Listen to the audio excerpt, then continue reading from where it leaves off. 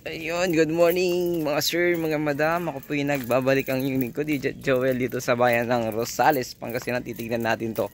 Poly-concrete yung bakod niya, residential area, pero pinaggawaan yan ng hollow blocks nun.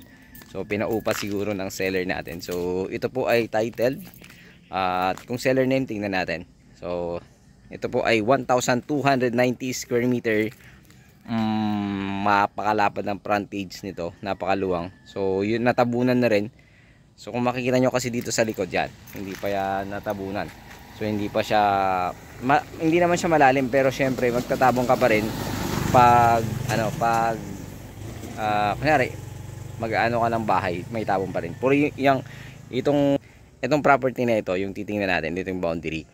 So makikita nyo yung bakod, ayan, napakataas ng bakod niyan. So may barbed wire pa sa taas. Ayan, napakataas. So may mga mangga sa loob. So napakalapad ng frontage, nasa 50 meters frontage. 50 meters may gate. So may nawasa. Ayan. Nakalabas pa nga itong ano na nangawasan nila dito. So may nawasa, may kuryente, may internet. So internet, nawasa, andito na lahat. So dito yung bakod niya, 50 meters mahigit, pero 50 meters na lang yung frontage niya, kasi poste to poste na yung, kung makikita nyo, poste to poste. Ayan, so puntahan natin yung property. So from bayan ito, napakalapit lang, almost sabi mo ng pinakamatagal na yung 5 minutes, napakalapit, wala pang 5 minutes nandun ka na. So sa LTO ganun din, halos ganun din, 5 minutes more or less LTO. Ayan. So sa hospital, ganun din po, 5 minutes. So sa mga government center, ganun din, 5 minutes. Sa SM siguro around 8 minutes. SM at tsaka Tiplex, Carmen Exit. So napakalapit lamang. Sarap, pasukin natin yung loob. Ito yung kanyang gate. So yung mga buhangin, kuya, kasali na yan, no? Oo, lahat. Package. All in. Kuya? Ay, may linya na ng kuryente to. Oo. Nandun na yung kontador niya, hindi mo na-videoan, Joel? Na-videoan ko doon, kuya, pero hindi ko alam na sa kanya pala yon. So meron na siyang kontador pala, meron na siyang kuryente, linya. Ipapakabit na lang yun, no, kuya? Oo, paparetap na lang. So ito siguro ginawang ano lang to, parang tambayan ng mga tao noon dito sa, ito kung makikita nyo, puro hollow blocks. Ayan, hollow blocks. So may maraming siyang buhangin. Ayan, buhangin po yung mga yan.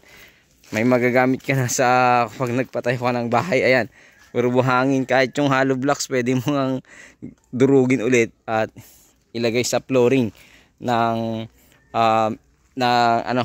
flooring ng bahay. So ang kagandahan nito, solid itong bakod ng property. Kung makita yung poste, napakalaki.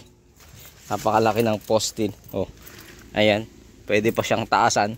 Ayan, oh, napalaki ng mga poste niya. At itong inaapakan ko, sementado to eh, sementado. So dito siguro sila nag-aano ng hollow blocks, kasi andito nga yung mga hollow blocks nila. So libutin natin tong area. Ingat-ingat lang, baka mamaya may nakapasok pa ng ahas dito. Wala naman kasi residential area na yan. Pero syempre, mas maganda yung mag-iingat tayo. So ulitin ko, bayan ito ng Rosales, Pangasinan. Sukat 1,290, titled naman. So from market, schools, government center. Ayan, napakaraming buhangin, no? So SM, napakalapit. Walang sa mga market tsaka mga hospital to, 5 minutes more or less. Tapos sa Tiplex at SM Rosales, nasa 8 minutes. 8 to 10 minutes sabihin mo na. So napakaraming buhangin. Ayan, oh, daming buhangin nito. Ayan. So nasa, hindi na nagtuloy kasi yung, siguro ang mahirap kasi sa hollow blocks pag walang pumapasok na ng mga trabahador, yun yung magiging problema po. So ayan, yung bakod, grabe yung bakod ng property na ito. So meron silang ano doon. So parang ano yun eh, parang kwarto yata yan. O CR siguro yan. So CR siguro yan. Ayan. So parang ano lang siguro yan, yung parang ito yan yung CR pala. Ito yung CR. Ayan, may CR pala dyan. Tapos yan yung parang barracks siguro nung mga gumagawa. or tinutulugan ng mga gumagawa ng hollow blocks.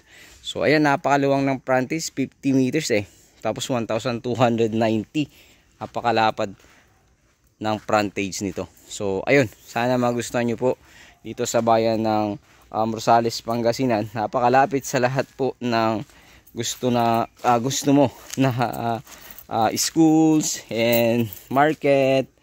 So Tiplex.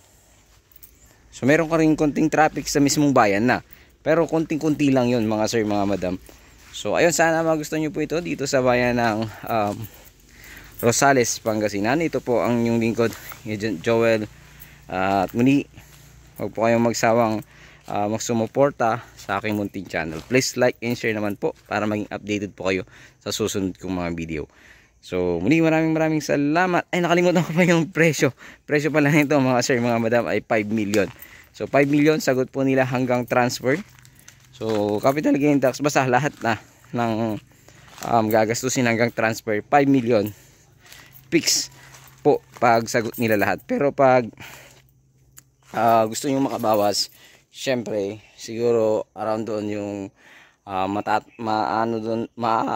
sasagasaan doon yung about doon sa all-in na transfer. Siguro yung capital gain tax naman mapag-uusapan po.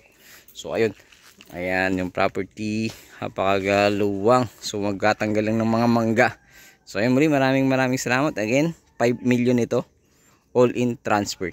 So negotiable siya, pero may siguro yung all-in ay yung matatanggal.